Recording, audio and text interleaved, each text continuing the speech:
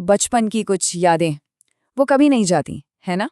आज हम ऐसी ही दो जबरदस्त कहानियों को समझने की कोशिश करेंगे जो जिद कला सां और बामा के बचपन के अनुभवों से जुड़ी हैं। पर ये सिर्फ कहानियां नहीं हैं।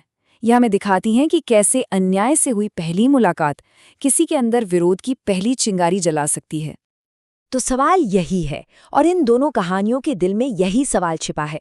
हम देखेंगे कि कैसे दो लड़कियां जो एक दूसरे से बिल्कुल अलग थीं, उनका माहौल, उनकी दुनिया सब अलग था, पर एक दिन का एक अनुभव उनकी पूरी जिंदगी की दिशा ही बदल देता है और उन्हें अपनी पहचान और सम्मान के लिए लड़ने पर मजबूर कर देता है। तो चलिए पहले इन दो कमाल की लेखिकाओं से मिलते हैं। एक तरफ है जिद कला सा, एक नेटिव अमेरिकन राइटर जिन्हें अपनी संस्कृति को बचाने के लिए लड़ना पड़ा, और दूसरी तरफ है बामा, एक तमिल दलित लेखिका जो जाति के भेदभाव का सच दुनिया के सामने लाती हैं। दोनों की दुनिया एकदम अलग, लेकिन लड़ाई एक ही थी, अपने समुदाय के सम्मान की लड़ाई। तो हमारी पहली कहानी हमें लेकर चलती है कार्लाइल इंडियन स्कूल। सोचिए, कड़ाके की ठंड का दिन और ये जिद कला सा का पहला दिन है, एक ऐसी दुनिया में जो उनके लिए बिल्कुल नई, अजीब और सच कहूं तो डरावनी है। यहाँ सब कुछ उनके घर से बिल्कुल उल्टा था। जरा उस माहौल को इमेजिन कीजिए। चारों तरफ कानों को चुभने वाला शोर, जूतों की तेज खटखट और एक ऐसी जबान बोली जा रही है जिसका एक शब्द भी पल्ले नहीं पड़ रहा। जिद कलासा के लिए ये ऐसा था मानो उनकी शांति, उनकी आज़ादी सब कुछ एक झटके में छिन गया हो। उनका मन बस अपनी माँ के पास भाग जाने को कर रहा था। और ये सिर्फ शोर की बात नहीं थी। उनके नरम नरम मोकसिन्स की जगह उन्हें पहना दिए गए सख्त जूते, उनका पारंपरिक कंबल छीनकर उन्हें बदन से चिपकने वाले अजीब से कपड़े दे दिए गए।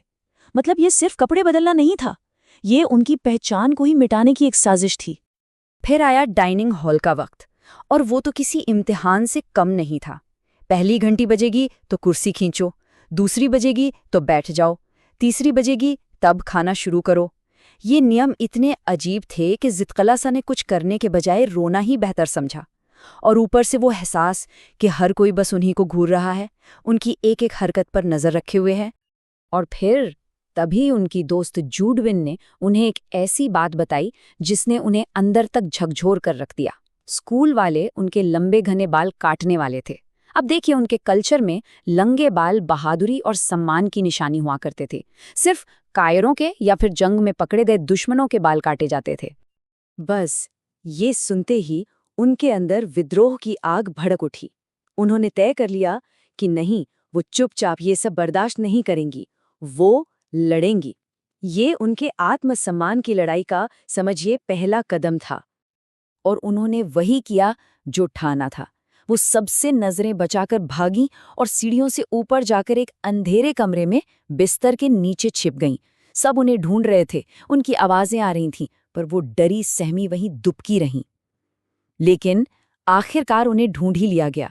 उन्होंने बहुत कोशिश की, हाथ पैर चलाए, पर उन्हें जबरदस्ती खींचकर नीचे लाया गया और एक कुर्सी से कस के बांध दिया गया। और फिर जब कैंची की वो ठंडी ब्लेड उनके बालों पर चली, तो उन्हें लगा जैसे सिर्फ बाल नहीं, उनकी आत्मा को कुचला जा रहा है। उस एक पल में सब खत्म हो गया, उनकी पहचान, उनकी आज़ादी, सब कुछ। उन्हें ऐसा लगा जैसे वो अब इंसान नहीं बल्कि जानवरों के किसी झुंड का हिस्सा हैं, जिसे कोई चरवाहा अपनी मर्जी से कहीं भी हाँक रहा है। चलिए अब चलते हैं अपनी दूसरी कहानी की तरफ। यहाँ हम मिलते हैं बामा से, जो तीसरी क्लास में पढ़ती हैं और स्कूल से घर जा रही हैं। वैसे तो रास्ता सिर्फ 10 मिनट का था, लेकिन बामा को घर पहुंचते पहुंचते कभी-कभी 1 घंटा भी लग जाता था। अब क्यों? क्योंकि रास्ते में जो बाजार पड़ता था ना, वो उनकी दुनिया थी। कभी बंदर का खेल देख रही हैं तो कभी सपेरे को, कभी मिठाई की दुकानों पर नजर है तो कभी साइकिल चलाने वाले पर। मतलब हर छोटी बड़ी चीज उनके लिए एक शो की तरह थी जो उन्हें वहीं रोक लेती थी। ऐसे ही एक दिन बामा की नज़र एक बड़े ही अजीब नज़ारे पर पड़ी।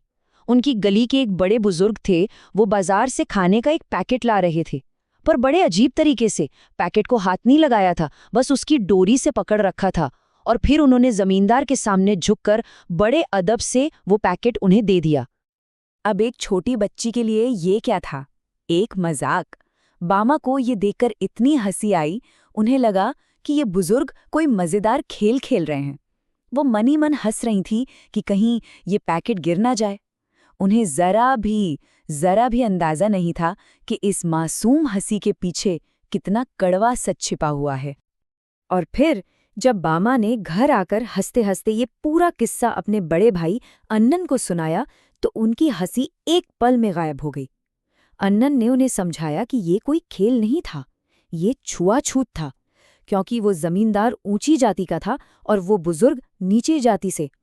और ऊंची जाति के लोग मानते थे कि अगर नीची जाति वाले उन्हें छू लें तो वो अपवित्र हो जाएंगे। ये सुनते ही बामा का वो सारा भोलापन, वो सारी हंसी एक गहरे गुस्से में बदल गई। उन्हें ये बात इतनी बुरी लगी, मतलब कोई इंसान किसी दूसरे इंसान को छूने से अपवित्र कैसे हो सकता है। उनके मन में उस पूरे सिस्टम के खिलाफ एक आग सी लग गई। और तभी उनके भाई अन्नन ने उन्हें इस अपमान से लड़ने का एक रास्ता दिखाया। उन्होंने कहा, देखो, इन सब से बाहर निकलना है ना तो एक ही रास्ता है, पढ़ाई। अगर हम पढ़ेंगे, तरक्की करेंगे तो ये सारे अपमान पीछे छूट जाएंगे। बस मेहनत करो और पढ़ो। और अन्नन की ये शब्द बामा के दिल में घर कर गए। तो अब चलिए इन दोनों कहानियों को एक साथ रखकर देखते हैं। जितकला सा और बामा दोनों ने ही बचपन में अन्याय झेला, पर दोनों के अनुभव और उनका रिएक्शन एकदम अलग था। जैसा कि हम यहाँ देख सकते हैं, जितकला सा की लड़ाई थी अपनी सांस्कृतिक पहचान को बचाने की और उन्होंने फौरन फिजिकली उसका विरोध किया। वहीं दूसरी तरफ बामा ने जाति व्यवस्था का अपमान झेला और उनके गुस्से ने उन्हें पढ़ाई का रास्ता दिखाया ताकि वो इस सिस्टम से लड़ सकें। तो सवाल ये है कि आखिर ये कहानियां हमारे लिए इतनी जरूरी क्यों है?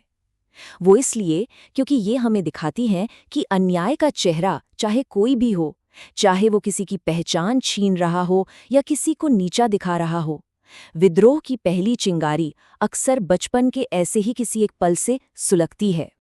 इन दोनों कहानियों का जो सार है ना, वो ये है कि अन्याय बच्चों की नज़रों से बच नहीं सकता। हो सकता है कि वो उसे पूरी तरह समझ ना पाएं, पर वो महसूस कर लेते हैं कि कुछ तो गलत हो रहा है। और यही दर्द भरे अनुभव आगे जाकर उन्हें अपने सम्मान के लिए लड़ने की हिम्मत और ताकत देते हैं। और यहीं पर ये कहानियां हमें एक बहुत ज़रूरी सवाल के साथ छोड़ जाती हैं। जितकला सा और बामा की ये यादें हमें बताती हैं कि अन्याय कल भी था और आज भी हमारे समाज में मौजूद है। तो सोचने वाली बात ये है कि आज के बच्चे अपने आसपास कौन से अन्याय देख रहे हैं जो शायद आने वाले कल के संघर्षों की नींव रख रहे हैं।